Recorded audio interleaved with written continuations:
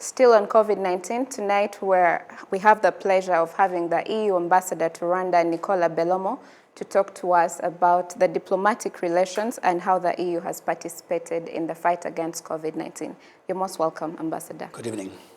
Rwanda and the European Union enjoy good bilateral relations, and the EU has recently pledged support to the government in the battle against COVID-19.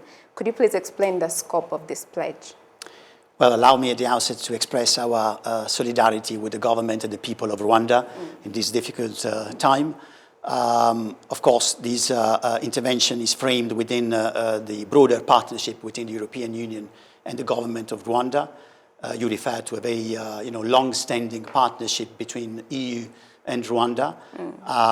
And these days, as we're facing a global crisis, it's time for solidarity, it's time for diplomacy, it's time for multilateralism. I think it's extremely relevant to highlight the importance of diplomacy, not only as a tool of conflict prevention and traditional conflict resolution, but also to build coalition and collaboration to fight this global virus. This virus knows no borders, affects everybody in the same way. I'm European with Italian origins, and in Italy, including in my own country, we are suffering a lot from this situation. Yeah, absolutely. So EU is Rwanda's largest trade partner, and can you please brief us about this cooperation, first of all, and how it's been grappled by the pandemic, because both continents are struggling with the coronavirus pandemic? Well, this crisis is affecting across the board all sectors of our life, even at private, personal level. And we also, beyond the health and public health priorities, of course, there is a need to meet the socio-economic needs of the people. And as you mentioned, also trade is affecting the life and the livelihood of people.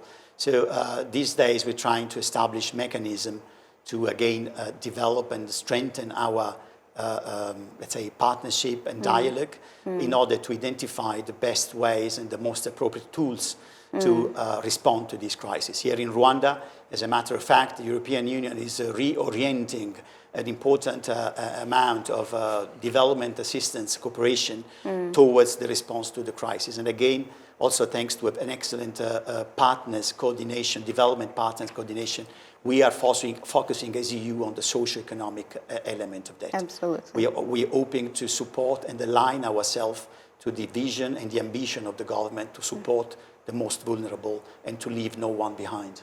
Absolutely. Ambassador, why do you think it's important to push for solidarity, collaboration, and cooperation during these unprecedented times?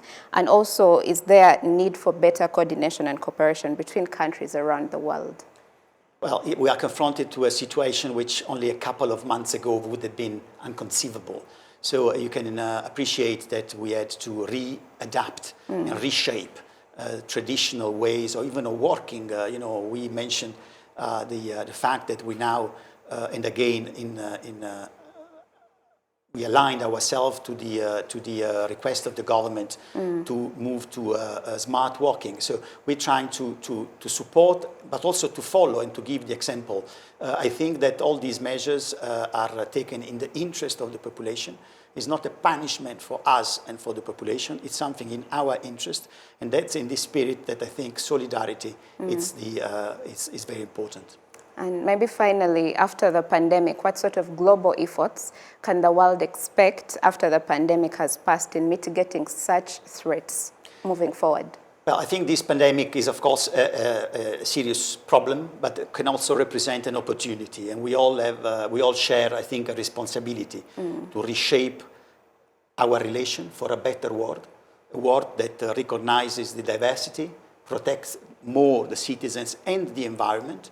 So I think it's very important. All these elements, I see all these elements extremely interconnected, and this will allow us to, again, promote a new kind of partnership, both at bilateral, regional, and continental level. I like to highlight that as part also of this global response of the EU, there is also a strong emphasis on the continental role, the role of the African Union, and the role of the regional organizations.